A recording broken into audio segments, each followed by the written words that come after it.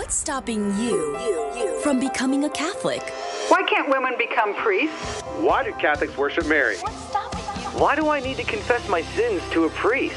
Where is purgatory in the Bible? What's stopping you? I think the Pope has too much authority. What's stopping you? You are called to communion with Dr. David Anders on the EWTN Global Catholic Radio Network. Hey everybody, welcome again to Call to Communion here on EWTN. It is the program for our non-Catholic brothers and sisters. If you've got a question about the Catholic faith, maybe you just don't know who to ask. Well, you can ask us and we'll give you the inside skinny here on that. Here's our phone number, 833-288-EWTN. That's 833-288-3986. Outside North America, please dial 1 and then 205-271-2985. Or you can text the letters EWTN to 58177. Wait for our response and then text us your first name and your brief message. Message and data rates may apply. If you're watching us on TV today, you can participate as well. Here's our email address for that, ctc@ewtn.com, ctc@ewtn.com. Charles Beery is our producer. Matt Kabinski is our phone screener. Rich Jesse handles social media for us. If you would like to ask a question via YouTube or Facebook, we're streaming on both those platforms right now. Just put your question in the comments box if you would, and that'll find its way to us here on the program. Again, the number 833-288-EWTN. I'm Tom Price along with Dr. David Anders. Tom, how are you? Doing very well. How are you, my friend? I'm doing great, thank you. Interesting question here from Denny, who says, my wife is discerning between Catholicism and Lutheranism. She likes the Catholic service more and most of the beliefs, but she doesn't believe in all the dogmas and can't go before the Lord and profess it all to become a Catholic. So far, these are the three big beliefs I want to confront her with before she makes that final decision. Number 1, faith alone. 2, Bible only. 3, the difference in the Eucharist. Are there any other Lutheran beliefs I should talk to her about? And again, that's from Denny. Yeah, thanks. I appreciate the question. So, one thing that someone who's contemplating Catholicism really has to deal with when they say, well, I believe this, this, this, and this about the Catholic faith, but I don't know if I can believe that. If the discernment is between, say, Catholicism and Protestantism, and a kind of traditional form of Protestantism where they take the authority of the Bible seriously, I want you to consider what someone who is adopting Protestantism as a religion is committing themselves to. So Protestantism holds that the Bible is the rule of faith, meaning that everything that the Bible positively affirms is to be believed by Christians. Most people who enter the Christian faith probably have not even read the entire Bible cover to cover. Most haven't. I mean, some do, of course, but most haven't. So right off the bat, if you are pre-committing yourself to believe everything the Bible teaches, you're saying in advance, I trust everything the Bible says, even though I don't actually know what it says, right? Let's say you have read it all the way through. Well, for most people who have read the Bible all the way through, the Bible contains any number of difficulties. I mean, it contains a lot of passages that are deeply at tension with one another, as well as others that, let's just say, put it plainly, are quite counterintuitive, given what we might think about the character of God or the nature of justice. I mean, take a few points at just random, like the sacrifice of Isaac, Abraham's sacrifice of Isaac. Catholics believe in that too, but it ain't easy to wrap your head around. And there are many other passages like that you can come up with in the Old Testament, New Testament, as well, that present conundra at first blush for rational analysis. And again, the typical Protestant attitude is, well, I hadn't got it all figured out yet. I'm not exactly sure how that plays to get God's justice, God's mercy.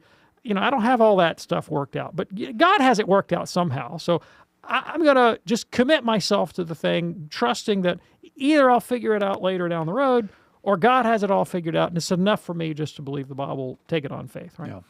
So in other words, the idea that you're going to commit to stuff that's not fully rationally intelligible to you, wherever you land religiously.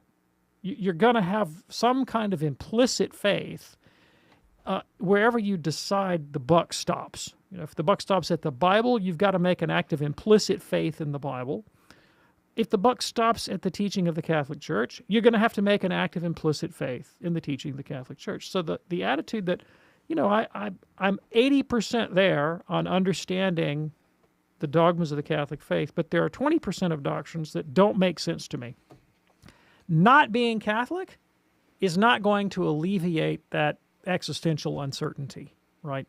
And even if you remain an atheist or an agnostic, you're still left with those kind of sort of existential conundra, things that are not going to make sense about reality, and yet you keep trucking on with reality, right? Even though it's not all fully intelligible to you. So don't let the fact that you don't have it all figured out yet keep you back from the Catholic faith. That's not going to solve that problem for you. And, the Catholic attitude is that you take the articles of the faith because God has revealed them, and then in light of those articles, the rest of your life begins to make far more sense and to be vastly more livable, right? Rationally and morally and humanly, right? So I just want to get that out at the beginning. Now, on the three issues that you raised, faith alone, Bible alone, and the nature of the Eucharist, well, I could talk about these for an hour, but in a nutshell, the doctrine of faith alone is not biblical. It's not biblical. And nor is it historical. So you'll find, it doesn't matter who you are, Catholic, Protestant, or otherwise, historians of this issue fully recognize that the doctrine of faith alone didn't emerge in the history of Christianity until Martin Luther. It didn't emerge anywhere. So you're not going to find it in the Latin Church. You're not going to find it in the Greek Church. You're not going to find it in the Slavic Church. You're not going to find it in the Coptic Church. You're not going to find it in the Ethiopian or Eritrean church. I mean, you don't find it in the Babylonian or Assyrian church. Nowhere in the world where you have Christianity, whether you're reading the Bible in Greek or in Latin or in Coptic or in Syriac or whatever, do you find this emerge as a cardinal doctrine of the Christian faith until Luther. Okay. That's a clue that it ain't in the Bible. And it takes a very idiosyncratic reading of sacred scripture to get to it. Basically, you have to come at it through Luther's peculiar historical lenses. But, the Bible teaches that we're saved by grace alone, which is something that Catholics also affirm, but not faith alone. Not faith alone. I can go into those arguments in greater depth at another time. When it comes to the question of the Bible alone, again, the Bible doesn't teach that doctrine. The Bible teaches the contrary. The Bible actually teaches that Christ gave us the church as the rule of faith, never says he gave us the Bible. So the doctrine itself is self-refuting. And then finally, differences on the Eucharist. Biggest difference for Catholics and Lutherans on the Eucharist is Catholics regard the Eucharist as a sacrifice. Lutherans deny a sacrifice, which I should say Paul clearly teaches in his first letter to the Corinthians. And Denny, thank you so much for your letter. In a moment, we'll talk with Ken in St. Louis, Susan in Pennsylvania. 3 lines open right now at 833-288-EWTN for Call to Communion. Hi friends, Janet Williams here. Join me every Wednesday on Women of Grace Live as I welcome New Age researcher and blogger for Women of Grace, Sue Brinkman. Sue and I will be talking about all the wacky things that could distract you from your faith. Psychics, yoga, Reiki, crystals, acupuncture, Ouija boards, tarot cards, and astral traveling are just a few of the stranger things we discuss. That's why we call it Wacky Wednesday. So join us every Wednesday at 11 a.m. Eastern on EWTN Radio.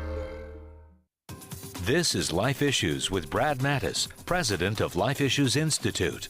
You likely heard about Kansas City Chiefs kicker Harrison Butker, who addressed the graduating class at Benedictine College. He encouraged them to get married and start a family. Harrison also warned women about the diabolical lies of career over everything else and urged them to embrace one of the most important titles of all, homemaker.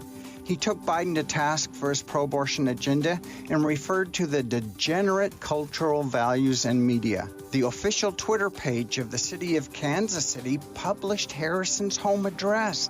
Feminists from The View and other female celebrities went ballistic. But get this, his football jersey number 7 is one of the most in-demand items on the NFL website. You did the right thing, Harrison. We're with you. Follow us on social media at Life Issues Institute.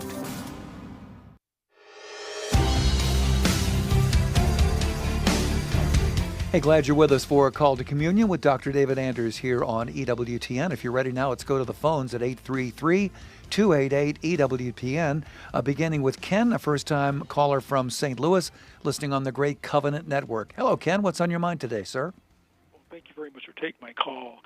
Dr. Anders, I I remember you saying that the holy sacrifice of the Mass and the sacrifice of the cross are the same sacrifice, but you made the distinction that they're not numerically one. I tried to make that same point in a class relative to the Catechism, paragraph 1367. I got a lot of pushback. I was wondering if you could talk about what that means to be not numerically one, and how do you go about proving to other well-formed Catholics that there's a distinction there. Yeah, thanks. I appreciate it. So the thing to do is to look at what the Church has actually positively affirmed in its dogmatic statements about the nature of the Mass and the nature of the sacrifice. And if you look at the Council of Trent in its session, what is the council session? It's session 22, that's right, chapter 2, they define the nature of the sacrifice. And this, of course, is just following Thomas's doctrine. So if you go to the Summa Theologica, Thomas will also give you this in his article on the Eucharist, on the nature of the rite, the subsection article on the rite, R-I-T-E, of the Eucharist. Thomas lays this out. And what St. Thomas says, what Council of Trent echoes, is that the Eucharist and the sacrifice of Calvary are the same in this respect, that the victim who died at Calvary is also present in the Mass. All right? The victim that died at Calvary is also present in the Mass. But he's not present in the same manner. So it's kind of like, as an analogy, this is just an analogy. Imagine a runner in the Olympics who runs a race and wins, right? And then he goes to the after party. And at the after party, they show a lot of films of his victory at the Olympics. Well, the same guy who ran the race is also present at the after party, but he's present in a different way, right? One, he's present as the runner in the race. Yeah. And the next one, he's present as, commemorating that and receiving, honor and laud and so forth. And they're running a lot of films showing his great victory. Well, there are differences, and I'm going to get into those from the analogy. It's just an analogy. But Thomas actually says on this issue, he says that it's the same victim. Jesus was there at Calvary, and he's here in the Mass through transubstantiation. But this is Thomas's language, not mine. He says, but the Mass is a sacrifice in the way that we say a picture of Cicero is Cicero. You see a picture on the wall and go, oh, that's Cicero. Well, not really. It's a picture of Cicero, okay? And in that way, the death of Christ, his actual bloody immolation, is not present literally in the Mass. What you have in the Mass is, don't get wigged out by this word, because he's not just symbolically present. He's really there through transubstantiation. But his death isn't really there. His death is symbolized through the double consecration of bread and wine. You have bread over here, wine over there, body here, blood there, body and blood in a state of separation. Present, represent, show forth, symbolize the death that took place once and for all at Calvary. And so the way the Council of Trent puts it is to say that the manner of the offering is different. Right? At Calvary, it was a bloody offering. But in the Mass, it's not a bloody offering.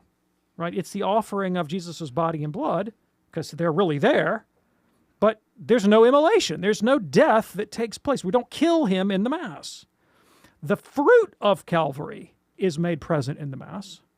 So the grace that he won for us, that's infused into us through the Holy Spirit, the forgiveness of sins, the renovation of life, those things were affected, those things were won for us on the cross. They're made realities in our life through the Mass. And if you want a modern pope that has waxed long and eloquent about this, Pius XII's encyclical Mediator Dei is very, very explicit. It's extremely explicit on the way that the Mass is the same and the way that the Mass is separate from Calvary. They're the same because you have the same victim, for the same purpose, namely to reconcile God and the world, right? But the manner of the offering is distinctly different. And it was in commenting upon Pius XII's encyclical that the learned Catholic dogmatist and manualist Ludwig Ott, in his celebrated work Fundamentals of Catholic Dogma, discussing precisely the relationship between the Calvary and the Mass, uses the language of it is specifically the same but numerically distinct. Now, if that's where I get the terminology that I use in the show from, is specifically from Ott's commentary on Pius XII's encyclical. but a more sort of familiar way of expressing the same idea that every Catholic has knowledge of. Every time you go to Mass, the priest says, well, I'm going to offer this Mass for, and he states the intention, right? You can go to the church office and say, my great-grandmother is having knee surgery on Thursday, and I'd like to offer a Mass for her healing. Or she didn't make it through knee surgery, so I want to offer a Mass for the repose of her soul. And you make maybe a $10 stipend or something, and the priest goes and says Mass for that intention. Well, take note that he can say Mass for one intention on Monday, and on Tuesday he says Mass with a completely different intention. And the way the Council of Trent deals with that is it says the Mass is itself, and he's talking about the particular rite celebrated on, say, Tuesday at 2 p.m., is a distinct oblation. Each individual offering of the Mass is a distinct oblation. That's why they are offered for different intentions, one on Monday, one on Tuesday, one on Thursday. And what has unfortunately happened, in my judgment, in a lot of sort of popular Catholic apologetics in the last 30 years, is that, yes, there's an emphasis on the Mass being a sacrifice, but it's entirely collapsed into the one moment upon Calvary in such a manner that the average Catholic no longer knows or no longer understands that there is, in fact, a distinction between the manner of offering that happened at Calvary and the manner of offering that happens in the Mass, whereas the Council of Trent is very specific that the manner of offering is very different. It's a very different mode of offering. So the way to emphasize this is to actually go to the language of the dogmatic statements. Now, the Catechism, I don't have time to go in and do an exegesis of all the Catechism. The Catechism makes the very distinctions that I am making, but it also, and this is typical of the Catechism on all the doctrines, the Catechism has sections that are drawn as quotations from magisterial texts, from previous, from sacred scripture, from conciliar statements, dogmatic definitions, and the like. But then it also has a kind of elaboration that draws on the language of popular piety and devotion and spiritual writing.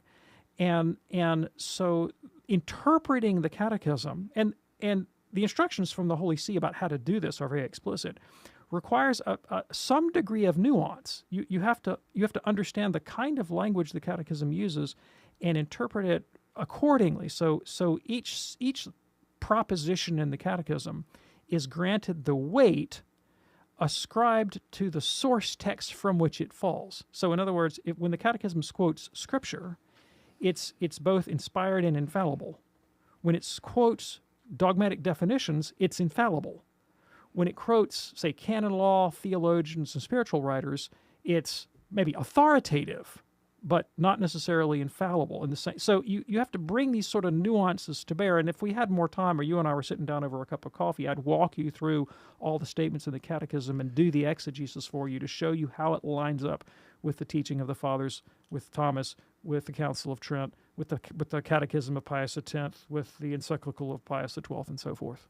Ken, thanks so much for your call from St. Louis. That opens up a line for you right now at 833-288-EWTN. That's 833-288-3986. If you're watching on TV, you may want to send us an email for that, ctc@EWTN.com. Let's go to England now and talk with Matthew, who's listening online, EWTN.com. Hello, Matthew in England. What's on your mind today, sir?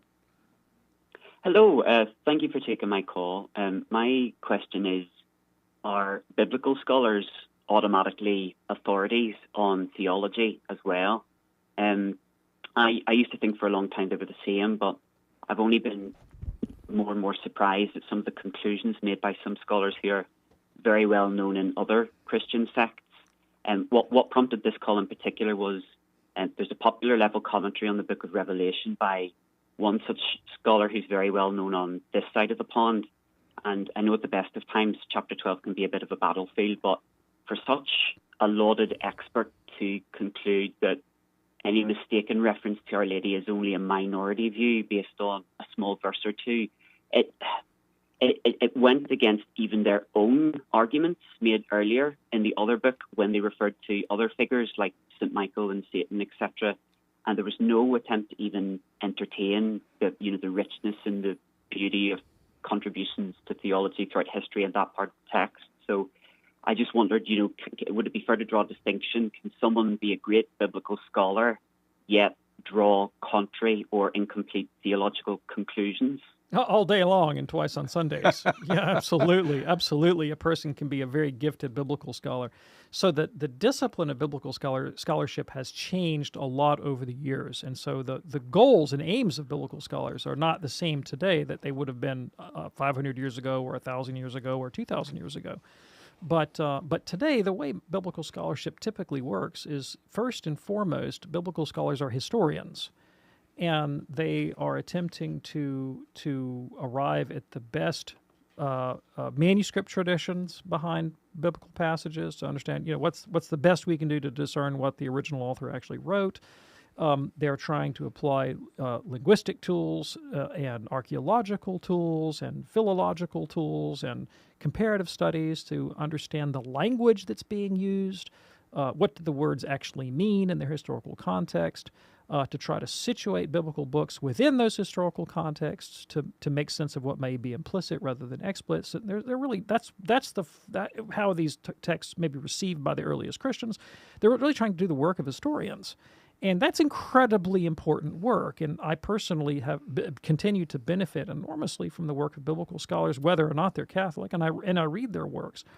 But that is not the same project that professional theologians are engaged in. Again, this is kind of a modern understanding, and that's the discipline changes over the years. But I'd say presently, the way, whether you're Catholic or not, with the way most Christians today, including the Holy See, would see it this way, understand the discipline of theology is about showing the coherence of the faith, both internally and with respect to what we can know reasonably about the world, to try to render the mysteries of the faith as intelligible as possible. And so one of the things that a theologian will do when engaging biblical scholarship is, let's say a biblical scholar draws a conclusion about the history of a text that contrasts a bit with the way the tradition has typically understood that very same question. The task of a theologian, for example, might be to assess, whether the biblical scholar has made good arguments. And if the scholar in question has made good arguments, then to say, okay, so what kind of adjustments or entailments do we need to make to our understanding of the Catholic faith to accommodate this new information? And Pius XII, who wrote Divino Afflante Spiritu, which is the encyclical that gave Catholics the go-ahead to use higher biblical studies, makes this point explicitly, that access to historical information, archaeological data, and so forth can enhance and deepen our knowledge of the Bible and can even reveal new things that we need to know that will enrich and deepen our faith. And the job of a theologian is to assess how that information is best assimilated into the Catholic faith to give us the most coherent and rational account of the faith that we can have. And so, the history of the Bible's use, the way the Bible has been understood in the Catholic faith, the way it's fed and nurtured the spiritual and moral imagination of Catholic people down through the centuries, is one of the data that you want to make use of. Biblical scholarship is only one part of the story, right? But the Bible, as sort of the center of the Church's life of prayer and moral imagination, is a distinct piece of information that a theologian can't dismiss the way a biblical scholar might have to dismiss. Matthew, thanks so much for your call from England. Call to Communion here on EWTN. Quick question here as we're going to break. This is from Tom watching us on Facebook today. Tom says, I've started smoking a pipe about a year ago. I was wondering if it is wrong to do so. Okay, that's a really great question, and you're asking me now about my own private personal opinion, because the Church as such has no doctrine on thou shalt smoke or thou shalt not smoke. But the sort of the root of Catholic moral theology is that we have a moral obligation to seek our own integral well-being and the integral well-being of other people. Integral means, not just your soul, not just your mind, not just your emotions, not just your body, not just your social relationships, but all of those things integrally well-balanced so that you attain the optimal level of human flourishing, right? We have a moral obligation to seek happiness in a very deep and abiding way that connects us to God and other people lovingly, right? And our grasp of morality is rationally discerned. There's such a thing called natural law. What can we discern reasonably about the good of the human person in that integral sense? And what kind of obligations does that impose upon us? Now, my own personal opinion is that say prior to, 50, 60 years ago, no one understood the extent to which tobacco was harmful. And so you had lots of smoking priests, right? Oh, yeah. And smoking nuns, for that matter, too. And someone who takes up the habit and then can't kick it is in a very different position, in my opinion, from someone who takes up the habit today. And in my judgment, given what we know about the health risks involved, when you go to your doctor, they'll say the one most reliable thing you can do to extend your life and improve your health is not smoke. I personally cannot arrive at the judgment it is a good idea for anyone to take up the habit of smoking.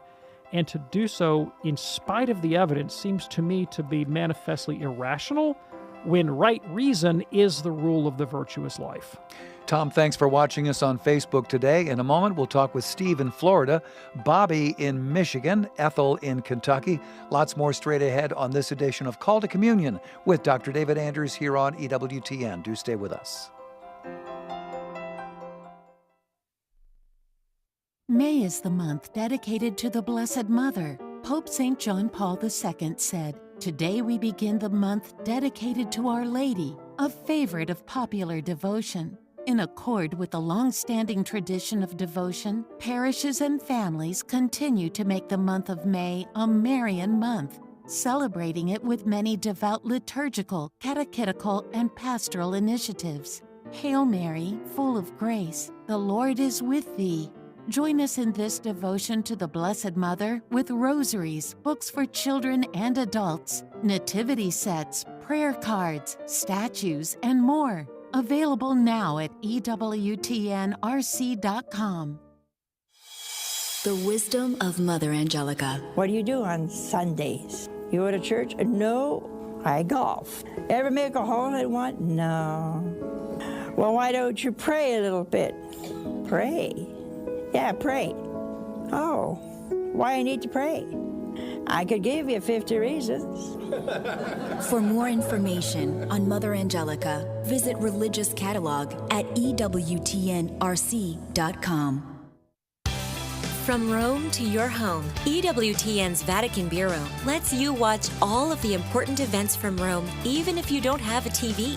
Using the latest technology, we've made it possible to watch the latest news from the Holy See, all delivered directly to your home. Watch live on EWTN YouTube and follow us on Facebook, Instagram, and Twitter. EWTN is the global Catholic network. Hi, this is Cy Kellett. Join us later today on Catholic Answers Live as we do our best to explain and defend the Catholic faith. Catholic Answers Live, 6 p.m. Eastern on EWTN Radio. Now, back to Call to Communion with Dr. David Anders.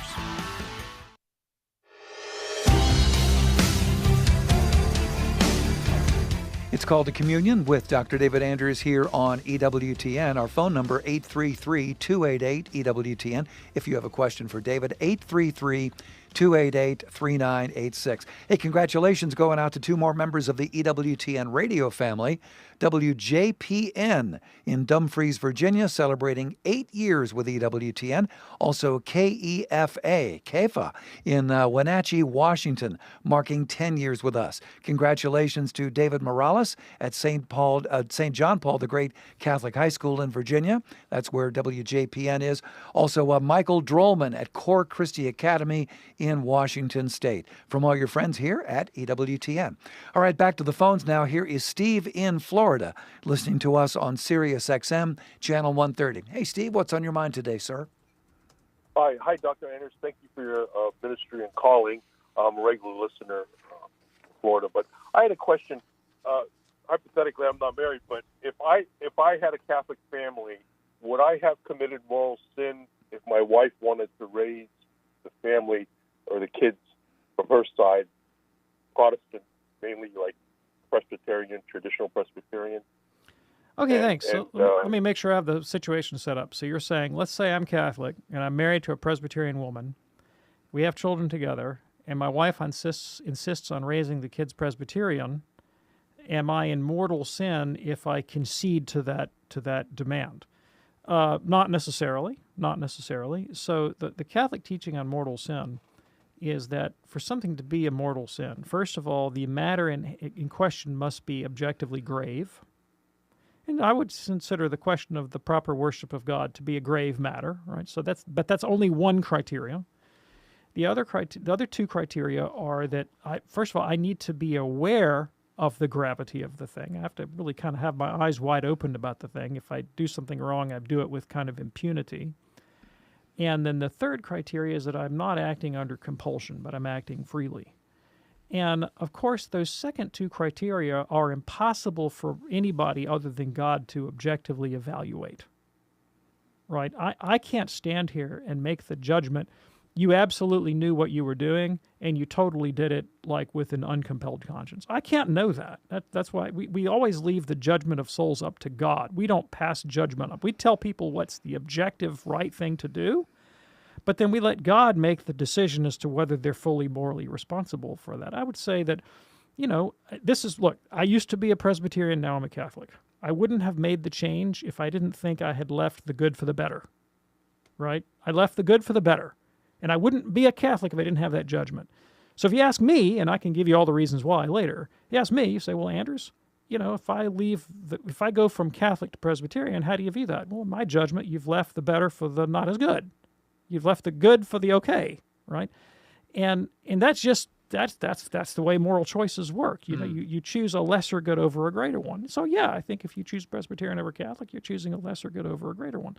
However, I'm fully conscious of the fact that very many people who are connected to the Catholic Church don't actually grasp the better. Like the faith is not intelligible to them. They may have grown up Catholic. They may have gone to church all their life. They may have even gone to Sunday school or Catholic schools, but the Catholic faith doesn't make sense to them. They haven't had someone explain it to them in a way that grips their mind, their heart, and their soul in a way that sort of compels the obedience of faith, right? And because I know I went to church with these people, folks that would leave the Catholic Church and say, well, I went to the Catholic Church all my life, but I didn't know Christ and it didn't make sense to me. And then I went to this other church and it made sense. I get the force of that. And so, I objectively, yeah, I think it's a move in the wrong direction. Subjectively, I understand that people can be in all kinds of degrees of attachment to the church and understanding, and so I wouldn't form that judgment. I'm just, my position would be, if you come to me and you say, I'm Catholic, my wife wants to raise kids Presbyterian, I'd say, well, let's have a conversation. Let's get some spiritual direction. Let's take some counsel. Let's talk this thing out rationally. Let's try to come. We want to have a good marriage. We got to keep the kids in a happy home. We don't want to have mom and dad constantly at loggerheads over religion. And let's see what we can discern about the best way to live out our religious life as a married couple. And I obviously think the Catholic way is the best. You don't agree with me on that, but let's charitably and lovingly try to work out some kind of solution that doesn't expose our kids to the danger of moral relativism, the idea that, well, nothing matters because mom and dad can't agree. And that's a danger. Whenever you have a mixed marriage and both parents, practice their different religions with sincerity, is the kids step back and go, well, they can't figure this thing out, so obviously it doesn't matter what I believe. That's the danger in any kind of mixed marriage. Steve, is that helpful for you, sir? Yes, sir. Thank you very much, Dr. Andrews and Mr. Matthew. Thank you very much for your ministry, sir. Do appreciate hearing from you today. It's a Call to Communion with Dr. David Anders on EWTN. Let's go now to Ethel, a first-time caller from Kentucky, watching us on EWTN television. Hello, Ethel. What's on your mind today? Good afternoon. How are you today? Very well. I just want to emphasize the fact that I'm a 92-year-old cradle Catholic, and I've been off through all this anti-Catholic stuff, from the time I was big enough to understand what was going on. Now, I really wonder at the Holy Father coming out on Fox TV saying that we should take in all the refugees and that we should not deny the refugees coming over the border. What really upsets me is that we have the Holy Father speaking for the Catholic Church. We as Catholics know that the Holy Father does not make law in the Church. But so many non-Catholics question this, and I say, why don't we have something behind that to explain that's his opinion? Yeah, sure. Thanks. I really appreciate it. So to clarify, there are absolutely laws that the Pope makes that are obligatory for Catholics, and those are called canon laws. So the law that governs the internal life of the Catholic Church, the things that you would find in the Code of Canon Law, you better believe the Pope makes those, and you better believe Catholics obey them. But they're things like, how do you say Mass the right way? How do you perform a baptism? What do you do if you have a fight with your bishop and you need to appeal to the Holy See? I mean, they're things that are internal to the life of the Catholic Church. Church positive law, ecclesiastical positive law. The Pope makes those laws. The Pope does not make the civil laws for all the nations of the world. So the Pope he doesn't make laws for the United States. He doesn't make laws. He doesn't even make laws for Italy, right, anymore. Yeah. Right? He makes laws for the Vatican city-state, but he doesn't make laws all over the world, right? That's what individual governments and legislatures have to do. And the Church's teaching, and this would include the Pope's teaching, right? The Pope's teaching is that there is no ideology, not capitalism, not communism, not socialism, not distributivism, you name it. There's no sort of philosophy of law and social organization that just is the quote-unquote Catholic perspective. Because all of those things are kind of time-bound and culture-bound and basically this worldly in their orientation. They just don't encompass the truths of the human person and the life to come that is the essence of the Catholic faith. And so the Church doesn't endorse, as the Church, it does not endorse any of those, and to do so would really be to misstate the relationship of the Church to the world. Now, you might have it that a particular pope, in his private theological opinions, was like 100% sold out for free market capitalism.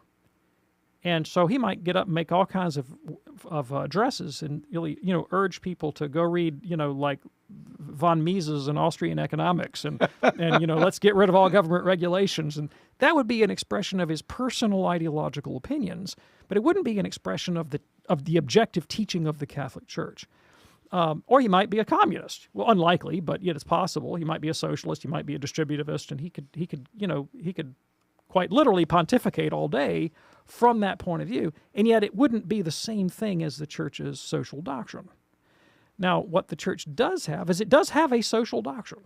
That is to say, it has a moral teaching about what constitutes the flourishing of societies. But those are never delivered in the form of policy initiatives. What they are is they're sort of moral absolutes. Things like, immigrants have dignity. They do. Immigrants have dignity. Families have integrity that should be respected. Those kinds of principles. But the working out, okay, what does that principle mean in terms, but also as a moral teaching, like nations have a right to sovereignty and to control their borders. That's also true, okay? And so in the United States, one of the differences that Catholics can have from one another, you can have Catholics that are all fully Catholic and they totally agree on the Catholic faith. And one Catholic says, hey, the Pope says that nations have sovereignty and their borders should be respected and they have a right to defend them. That's Catholic doctrine. Well, that's true. And then some other Catholic says, yeah, but he also says families should be kept intact and immigrants have dignity. So we should emphasize that. And so they can disagree with one another on the policy implications. One tending more to open borders, one tending more to closed borders. That's a policy question without ever disagreeing on the underlying moral principles. And so these are the kind of nuances you have to bring to bear on papal statements. When a pope stands up and he's not teaching dogma, He is commenting on policy, which he has a right to do. He can absolutely comment on policy. He totally has a right to do that. But the lay Catholic who's well catechized is able to draw the distinction between this is a Catholic dogma, this is a Catholic moral principle, and then this is a policy application. And when the Church does intervene prudentially, when the Pope intervenes, or your bishop or your priest or somebody intervenes prudentially, like if I go to Mass, the priest can stand up and give his personal opinion on government policy. My job in the Mass is to go, well, I may or may not agree with what the priest says in my Mass, but, he's father and I'm not. He's the pastor and I'm not. So I'm going to keep my mouth shut and keep my opinions to myself. Like, I'm not going to stand up in the Mass and scream, you raging ideologue, you. J'accuse. Right, exactly. I'm not going to do that. Now, if I have Father over for dinner and we're sitting there, having a bowl of lentils or something together, well, we might get into it at an interpersonal level, and I could say, yeah, man, Father, I just really think you were out in the field on that one. We could have a conversation, but I'm gonna give him the respect that he's due in the public sphere as my pastor. And the same thing holds with the Pope. But the Pope says something that I think that is not Catholic doctrine, it's just his personal opinion. Like on this radio show, for example, I'm not going to get into that. I'm not going to sit here and criticize the Pope's public statements. My job is to support the Church, and I have a religious submission in mind and will to the Holy Father and his authority, and I'm going to respect him.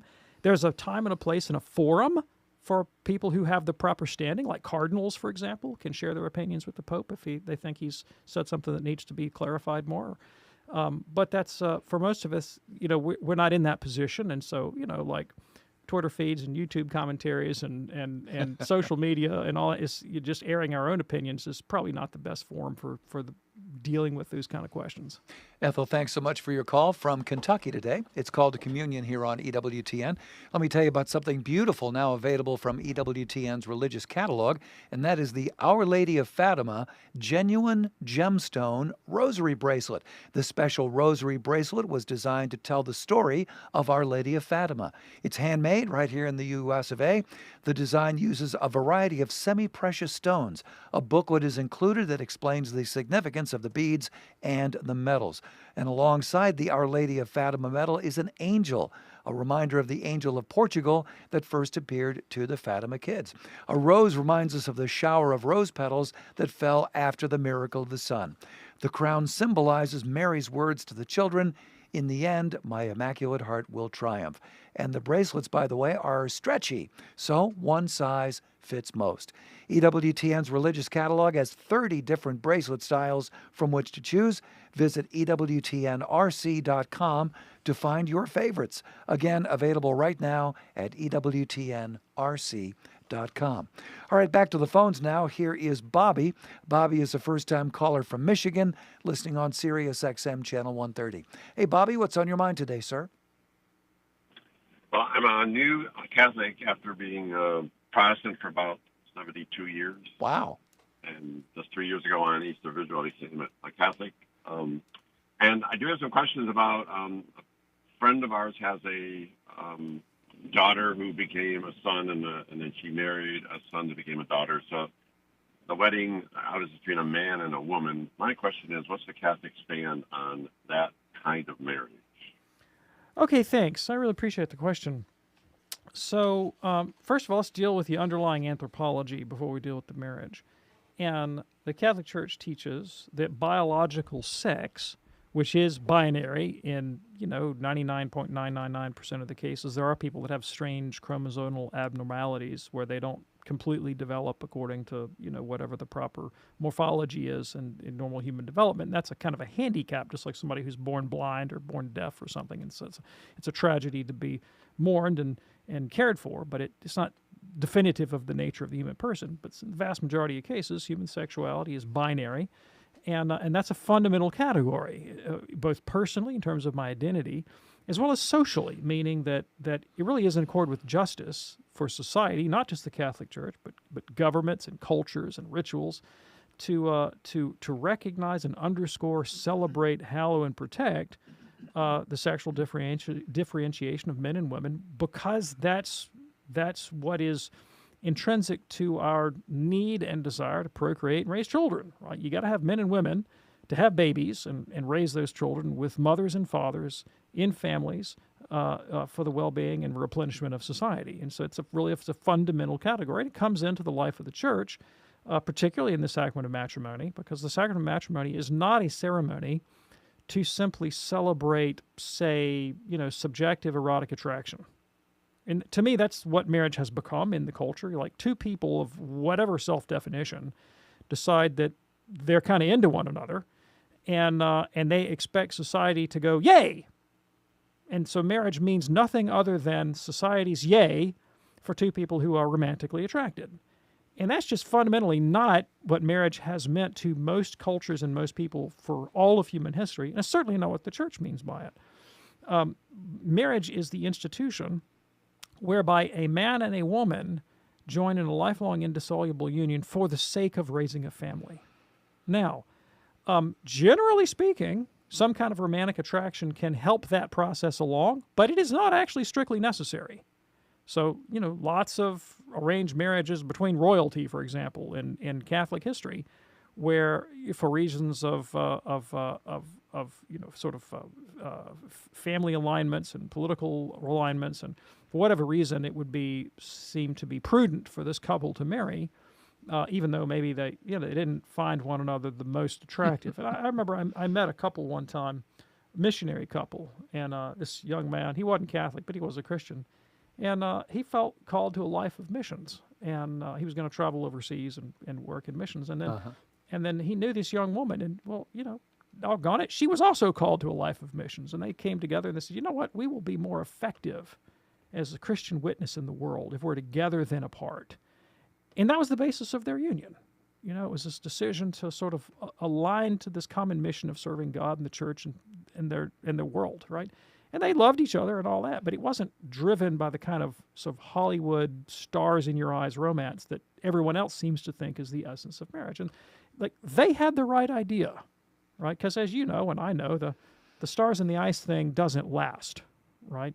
Everybody gets old or they die, right? And it kind of fades after a while. And something more enduring than that is necessary for the sanctity and the longevity of marriage.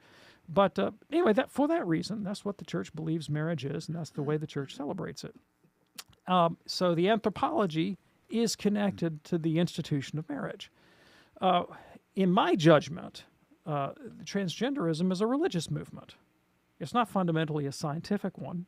It's a religious movement because at root it has to do with a conception of the sacred, right? This is fundamental questions about identity and purpose and meaning and ethics and values and society, conversion. There's an orthodoxy. There's heresy.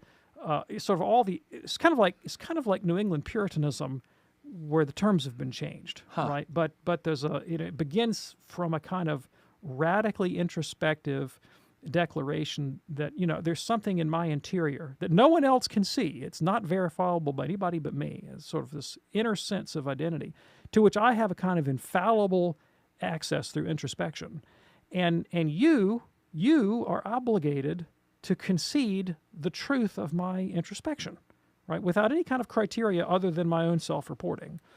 And my realization of this has a kind of quasi-religious character to it. My eyes have been opened. I've seen the truth. Now I'm liberated. I once was lost, and now I'm found.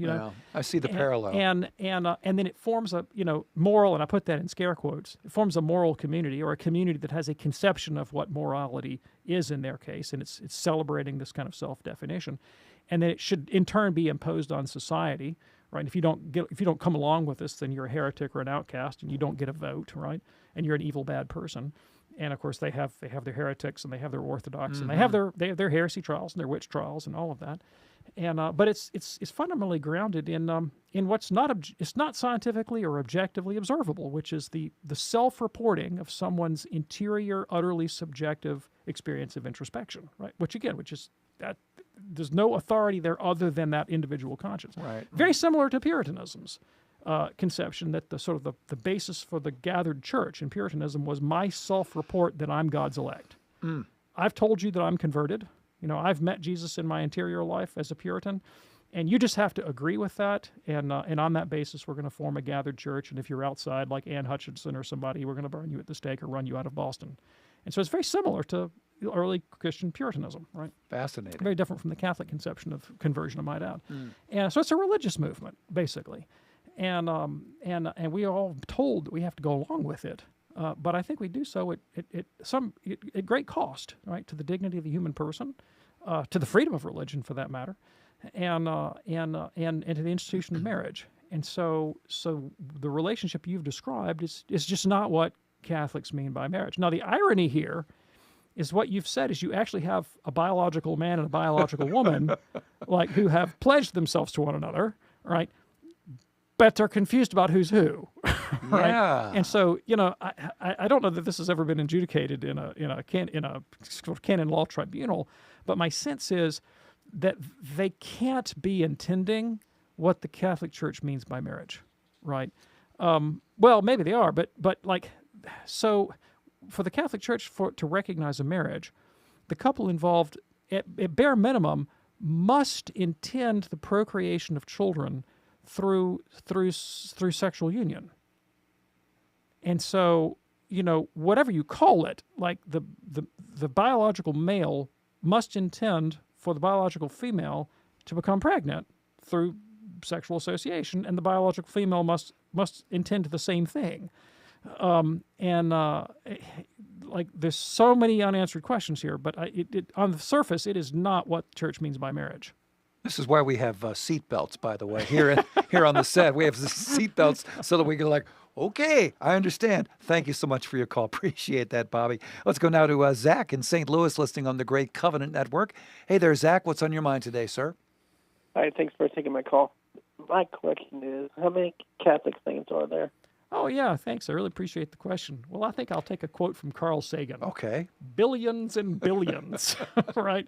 There are vastly more Catholic saints than any of us will ever know or be able to count, is the answer. Now, you may, if by saint you mean everyone who is in heaven that enjoys the vision of God, that's an uncountable number. And Scripture says, myriad upon myriads and thousands upon thousands, and we don't even know. If you're talking about canonized Catholic saints, saints who are publicly recognized as such and have entered into the church calendar and have a sort of public cult and veneration, well, that's a finite number. And I can't tell you off the top of my head, but, something like Butler's Lives of the Saints, for example, gives you kind of a bird's eye view of saints, at least within the Latin tradition. Doesn't include Eastern Catholic saints. And then, of course, we've had a lot of canonizations since then. But, it would be, I'm just pulling this number out of my head. I can't verify this. But, I would say in the tens of thousands. Okay. But lots. There you go, Zach. Thanks for your call from St. Louis. Here is Ann now in southwestern Michigan, watching us on EWTN television. Ann, we just have a minute here. What's on your mind today? My mind? Yes, ma'am. Whether I should attend a family member's non-Catholic wedding. Yeah, thanks. Is the family member in question a Catholic? She was baptized, but I don't think she's not practicing. When did she stop practicing? Do you know? I'm not that close with the family, and I don't think she even practiced as a child growing up. So if we're talking about someone who was baptized as a Catholic but was never fully incorporated into the church, maybe didn't even receive First Holy Communion, didn't go to reconciliation, then this is a person whose whole religious formation has been outside the Catholic faith. And so, yes, technically, canonically, this person is a Catholic, but I don't see how your refusal to go could have the effect of winning her back to the Catholic faith, right? Because she has no context to understand your action and would almost entirely likely to see it as a kind of bigotry, right? She wouldn't be able to interpret the positive motive involved, your desire to see her reconciled to the church and God and to live a fully Catholic life. Those goals are unintelligible to her right now. And in my judgment, you're probably better served by trying to build a relationship with her than by utterly alienating her from the start. And thanks for watching us on EWTN television, and thanks for your call today from southwestern Michigan. Fast-moving show today, I would say. Dr. David Anders, thank you, sir. Yeah, thanks, Tom. We do this program Monday through Friday on EWTN Radio. You can check us out live Monday through Friday at 2 p.m. Eastern. The podcast always available for your consumption at EWTN.com/radio. Once you're on the radio homepage, click on Podcast Central and go click on that. You are good to go. On behalf of our fantastic team here, I'm Tom Price along with Dr. David Anders. Hey, thanks for joining us. See you next time here on EWTN's Call to Communion. Have a great day and God bless.